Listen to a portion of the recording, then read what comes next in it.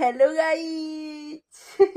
Hello guys, ওই দেখো ইভানের একটা আপি। বাবা, ইভানের আপি ইভানের কত কাজ করে দিচ্ছে। ইভানকে কোলে নিচ্ছে, ইভানের পাউডার এনে দিচ্ছে, ইভানের জামা এনে দিচ্ছে। বাবা, সংসারের কাজের থেকে আমার মনে হয় একটা বাচ্চা সামলানো সবচেয়ে কঠিন ব্যাপার। শুধু এরম বসে থাকাই মানে বহুত ব্যাপার, বহুত কষ্টের ব্যাপার, বলো? আর এইরকম একটা বোন থাকলে তো খুবই ভালো। এ, আপি তোমার অনেক কাজ করে দিচ্ছে তো। এই আপিটা বড় হবে, বিয়ে হবে, ওর বিয়েতে তুমি কাজ করবে, হ্যাঁ?